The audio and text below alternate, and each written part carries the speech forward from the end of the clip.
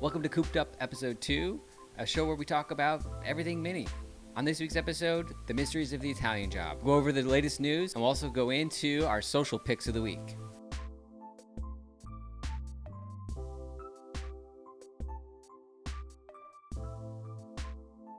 Hey everybody, what's up? This is Nick from The Mini Vlog. You can find me on YouTube as The Mini Vlog. You can find me on Instagram as The Mini Vlog. And I just kind of document what life is like for me owning a couple of minis. So if you're into that, go check it out. And with me today, I have Ethan, who has another wonderful mini-centric channel. Ethan. So on my channel, I have the channel Car Creations. And my brother and I, we have a Cooper JCW as well as a Cooper S Clubman, and then a BMW M235i, and we just play around with those. So you can find us on YouTube at Car Creations, and then Instagram at Car Creations YT. Ethan, what do you got for the story for us today? All right, so the story that I'm going to bring up is one that most Mini fans would know of, and that is It's the story of the Mini Coopers from the 1969 movie, The Italian Job. It's quite possibly the movie that kickstarted the popularity of the Mini brand. So, in my opinion, if you're a Mini fan, definitely check the movie out because, yeah, it's amazing. So, I'm going to quickly try to summarize the story just in case you're not aware of it, but at the same time I'm going to try to be careful not to give away too many spoilers. So basically you have a main character, his name's Charlie. He leaves prison and then he finds one of his friends who's trying to do a high-risk job in Italy. This friend doesn't get very far, obviously, so Charlie takes over this job, hence the word Italian job. So what they end up doing, they take 3 Mini Coopers. It's a red one, a white one, and a blue one. They take a couple of Jaguars and a bus. And they go to a city in Italy called Torino. So my Italian isn't very good, obviously. So if I mispronounce things, I beg forgiveness of you. So I won't know either if you mispronounce it, so go ahead. Yeah. So basically, yeah, so they take these 3 Mini Coopers. And they bring the city to a standstill, and they steal the gold and attempt to escape. So, yeah, as I said before, every Mini fan should watch it, and it's almost like they gear it to Mini fans because they put in a bunch of Easter eggs into it.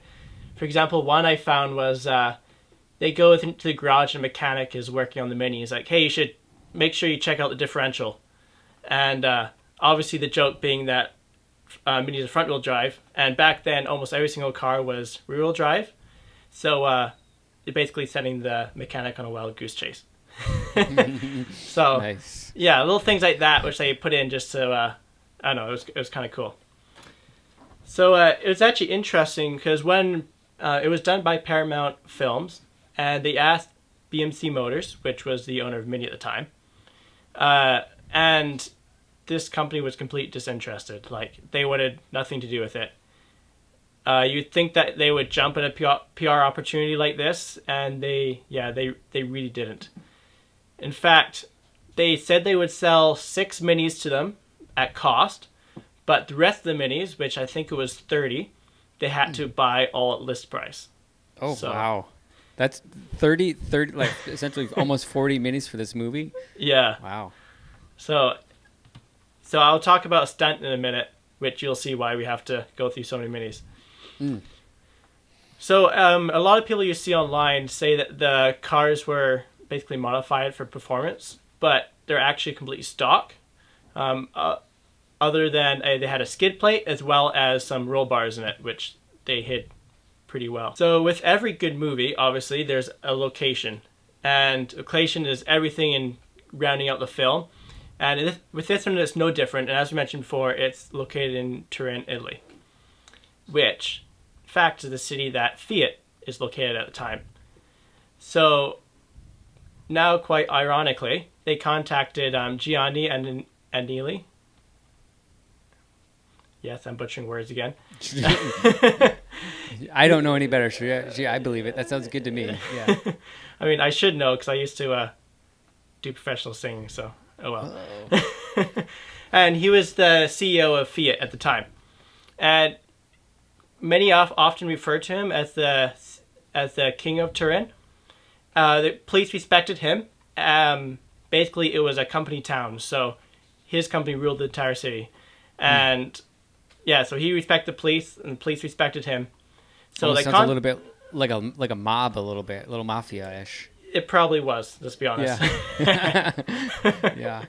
Yeah, there is rumors that the mafia helps a little bit with some of the stunts that they pulled off. Oh, really? Wow. So basically what happened is that they took over the entire city. So there's these traffic jams that come up, and they actually created the traffic jams. So these aren't fake actors, they're actual real life angry people yelling at whoever's in front to get out of the way. Officially, they pulled the camera cars across the road and in order to cause traffic jams, but it's rumored that actually the mafia helped in creating the traffic jams, which is quite interesting. Oh, man, yeah, you weren't kidding. They were involved. Wow. Yeah. So next time I watch the movie, I'm gonna pay special attention to the real life. Yeah, people. those are real angry people in that movie. That's pretty awesome. Yeah. So one of the cool things I came across was Fiat was actually in the movie a lot. So quite obviously, they wanted Fiat on the screen more. And they actually came to the producers of the film, and they asked for the Minis to be replaced with Fiat 500s. They sweetened the deal with $40,000 cash, which back then was a lot of money. Oh, yeah. But thankfully, they refused because they want it to remain quite British. Yeah, I think we wouldn't have had the same movie if they had. No, but that's interesting because it's called The Italian Job, and they're using British cars in it. Yeah, I didn't even think about that. Yeah, it's quite interesting because Fiat is contrasted greatly to BMC Motors through this entire thing. Mm-hmm. They wanted to be as much as possible, and actually they offered Ferraris and Lamborghinis and other high-end exotic cars like that, which they actually use. They actually use a Lamborghini Miura in the film, I believe. Do you know if is that the red car that they crush in the beginning of the movie? So they do break a they do break one up. Yeah. But there's actually two. So the one that they break up was actually in an accident, and then the one that looks perfect before that actually is a museum piece that quite recently they found in a private collector's garage in Scotland, I believe. Okay. So that's quite interesting there. But yeah, it's quite interesting how like Fiat just wanted to be part of it, and they pushing cars with them. They gave them transport trucks. They gave them full range of their factory grounds, the city. Whereas BMC Motors were like, nope, you have to buy the cars from us.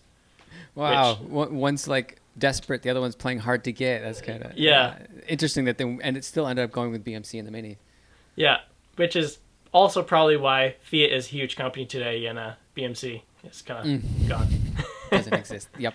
Yeah, exactly.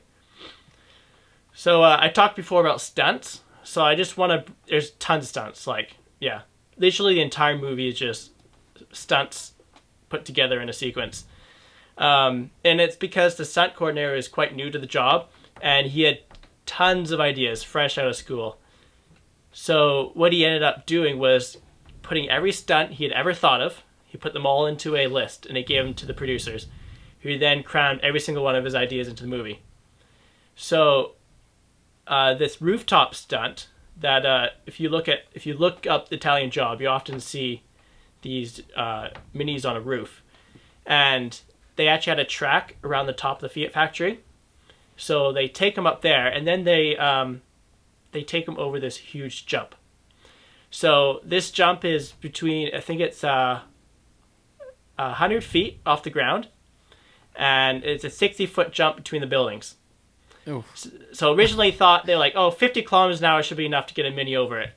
But then after looking at it for a while, they decided, and they went around 120 kilometers just to be safe. Oh man, that's a big gap to jump. Yeah. Yeah. Wow. So Yeah, it's literally insane. So before they went, all the Fiat staff came out the building and they're all doing the sign of the cross and praying for them. And they literally thought that these guys were going to die. Oh man. Which, Yeah, I can't imagine being the stunt driver on that. That's terrifying.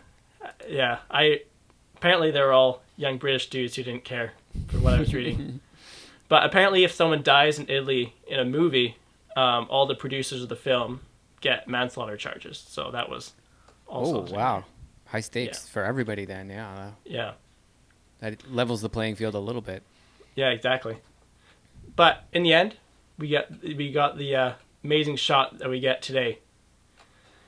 So, yeah, that's definitely when I think of the Italian Job. That's the thought.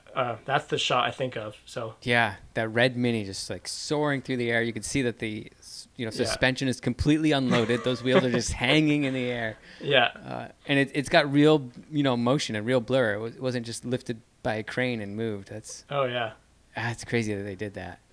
Apparently, when they landed, two of the cars' suspension completely blew out, and another one, the engine came off of its engine mounts. So I believe it. Yeah. They broke. That's gonna be a hard landing. So there's 3. Now we got 27 more to go. Yeah, going downstairs. They went downstairs. They went. Yeah, tons of stunts. I can't even list them all. They did one. They went on a. They didn't actually include it in the movie because it's too long. But they went on an ice rink and they did an entire waltz on an ice rink. So there's lots of really cool things if you look up about it. Oh, I didn't know that. Do you know? Yeah. Is that something you get on the extras on the DVD, or can you Yeah, just look it up online? You can look it up on YouTube. I found it. Okay. Just on All right, YouTube. I'll check that out. One of my favorite part is when they're driving through the kind of like I'm not really sure how to describe it. It's like a little shopping mall with a lot of little cafes out there. Yeah. And they do the little turn and reach out the window and grab food off of somebody's plate off a table and then keep driving. That's just a classic part of that movie. It's one of my favorite apparently, scenes. A lot of the people on the sides didn't know this was happening, and they were just sitting there eating and telling these minis went by. So that's true. That could have been a very real moment, not acting. Yeah, wow. Yeah. A lot of it, there's 2 people in it that are quite... I can't remember the actors' names because I'm bad at names. But 2 actors are quite well seasoned, and I believe it was I believe it might have been the opening scene, but they did it all just without a script. They just went and acted. Just ad lib. Wow. Yeah. Okay. Yeah. So this Michael Caine is the main character in it. It's hard to imagine, because when I grew up, Michael Caine is an older gentleman in the Batman movies. Essentially, that's where I know him from, and to watch that, go back and watch the original Italian Job, because there's more than one. Yeah. To see him like that, it's really cool. Yeah. In his peak, I think. I mean, he's still a really good actor, but man, that was a great movie for him. Yeah. So that's pretty much the story as I know it. Obviously, I don't include too much in it because I want you guys to watch it if you haven't yet. But if you have any interesting pieces to add, put in the comments. I'm sure we'd all really like to read about it. Yeah. Yeah, it's a great movie. I didn't know they went through so many minis and that BMC was playing so hard to get, and then Fiat was just so desperate to get in it. That's pretty interesting. Yeah. Yeah. Well, awesome. That's a great insight into the original Italian Job. One of my favorite movies. Yeah, likewise. Maybe another time we'll do the other Italian Job. Yeah, the Mark Wahlberg remake. It's still I still like that one as well. I think they did a good job. Yeah, so. That was actually the first movie I ever saw with minis in it, and that's what made me originally get one. So there we go. Yeah, we should do a future episode on movies with minis. But I watched one on a flight once called Pork Pie. It's based in New Zealand, and they're driving. I think it's an F series. I think it's an F-56, and they're driving it across all of New Zealand in a kind of. Almost police chase, countrywide police chase. It's pretty. Cool. It's a pretty good movie. So we should do Pixels that sometime. I was like, oh look, minis. Oh yes, yep. Yeah. Pixels has them too. Yep. Yeah. Anytime I see a mini in a movie, I'm pause it, rewind. Yeah. It always gets exciting. Well, cool, interesting story. I love it. So this week's episode is brought to you by blinkers. Are you trying to turn left? Are you trying to turn right? Are you on the highway trying to change lanes? Well, blinkers are for you. There's a little stick to the left of your steering wheel. You push it down or you push it up, and it lets cars know where you want to go before you go there. To learn more about blinkers, just look to the left of your steering wheel. And now we're going to switch over to some mini news. And in the news, it's been going around. We've obviously seen the refresh of the current F Series minis that's coming out in the next, coming out this year. We've also got some other news that Mini is going to be ditching the use of leather in their future models.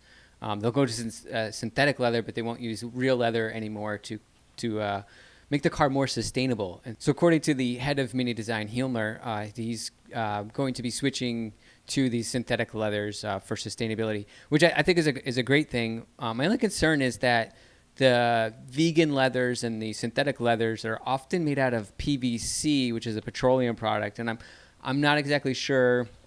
I mean, obviously we're not producing animals to make leather anymore, but is it greener overall? That's remains, beyond my knowledge, remains to be seen if that's actually true. But yeah, in the future, you're not going to be able to get a Mini with real leather. You'll be able to get synthetic, or I'm sure they'll come up with a different name for it in your future models. So Mini overall is switching to a more sustainable design language and using eco-friendly materials and recycled materials. I think they say the current Minis have 70% recycled material, somewhere around that in their seats already. So they've already kind of started down that path of using more sustainable materials, which I'm all for. Yeah, I love those Alcantara seats.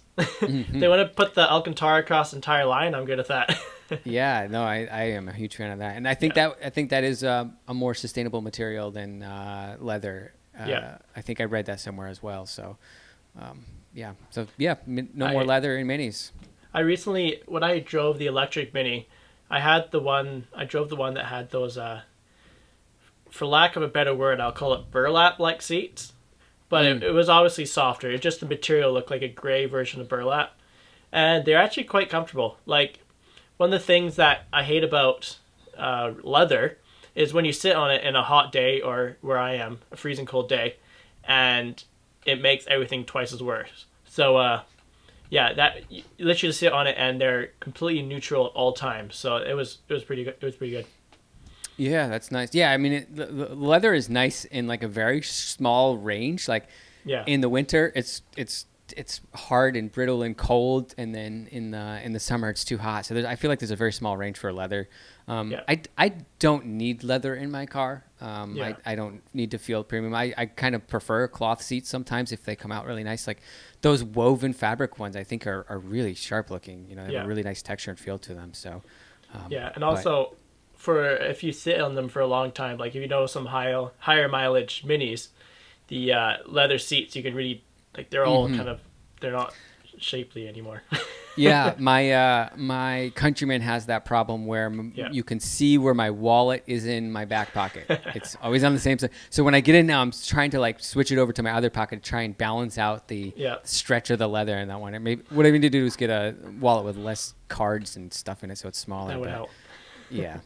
Yeah. But I'm all for them, moving forward with sustainability stuff. So that's really cool. In other news, we have the all-new Shadow Edition. This is a UK exclusive. A Shadow Edition Clubman and Countryman, and it's a really sharp-looking car. Basically, it's a Countryman and Clubman with kind of all-black trim everywhere, and it's got this little design on the side scuttle that's pretty sharp-looking. They have silver roof and mirror caps, but the rest of the car is black, all blacked out, which is pretty cool. And it looks amazing. I really like the wheel design as well. It's a really sharp appearance package. It'll have that design carried throughout on the door sills and on the side scuttle, and piano black interior. So it's a really nice sharp looking car. unfortunately don't think you're gonna get the black waistline or beltline trim. That's Still, what I not. was gonna ask. So why this doesn't come out on any? I mean, know, you can right? at this point you can order it now, but why it doesn't come out on any of these special edition models that really go for the all black look, like the 1499 GT and these shadow black ones? I'm not sure, but it's a sharp looking car, and the club. I think it looks really nice in the Clubman package and the Countryman as well. So if you're in England, you're in luck. This is a UK exclusive so far. Go check it out. The shadow pack. Yeah.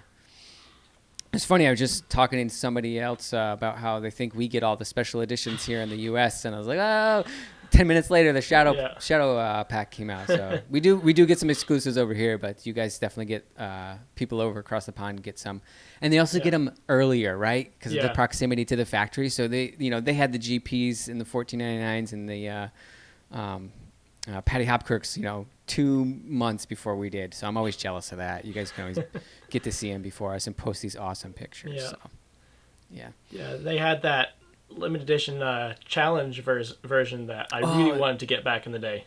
The Challenge 210. Yeah, that was awesome. That was like, a JCW light essentially. It was really nice looking car. I did that was one of the first F56 that I saw that I was like, oh, that car is really cool. Challenge 210. First time I heard the JCW exhaust, and I was in love. I think it only came in gray, right? Yeah. Yeah.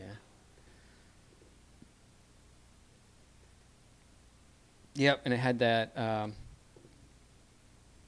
the photo? It had the graphic along the bottom that said 210.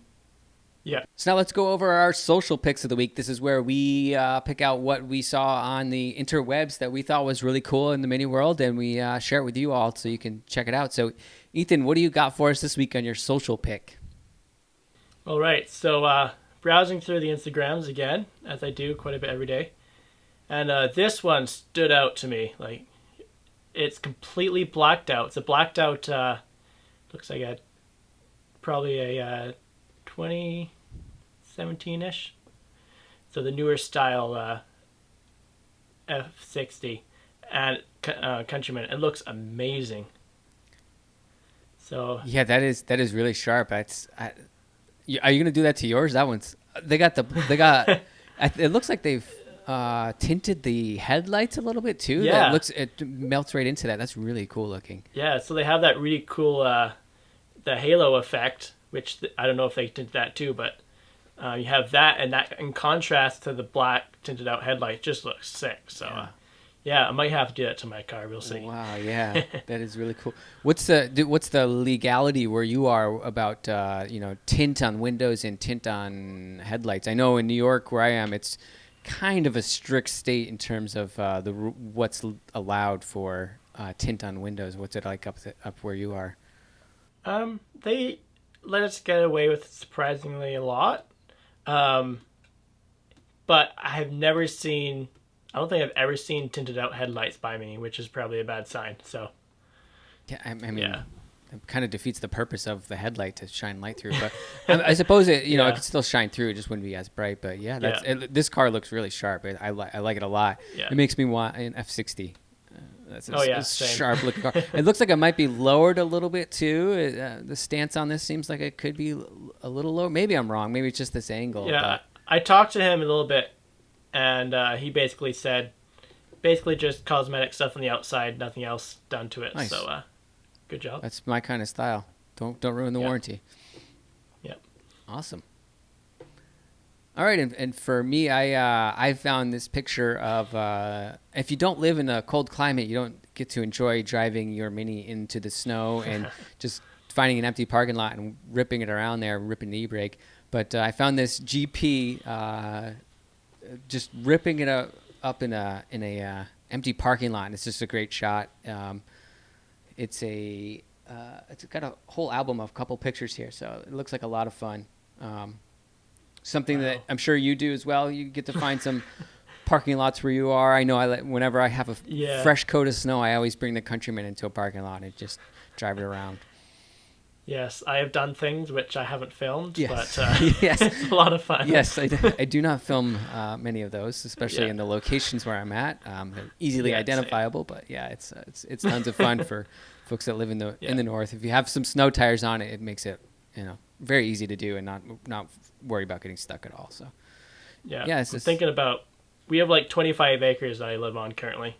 And we have a big field that I might in the summertime clear out, so when the wintertime comes, we have a nice area to do fun stuff on legally. So oh yeah, let me know when you do that. I'll take a drive across the North America to middle of winter. take a spin in your field. That sounds like fun. Cool. Ethan, what do you got going on your channel this week? What can we expect to see from you over there on Car Creations? Coming up, we have Beamer code video. So a lot of people, it's actually one of the most common videos that people have asked me about. So basically go through everything that you can do with the app in the basic mode. Yeah. And hopefully people find it helpful. That app is crazy. There's a lot of stuff to explore in there. I love that. Yeah, I'm going to explore some more Beamer code stuff with my car in the future too. So maybe I'll learn something from your video. Yeah. And for me, I've got this week upcoming a quick look at the Sidewalk Edition convertible. While I was at Mini of Allentown a few weeks ago, I got to see this Sidewalk Edition, and it's got a couple cool features on it. It's mostly an appearance package, but it's got a really beautiful interior. I think probably the nicest interior I've seen on a Mini.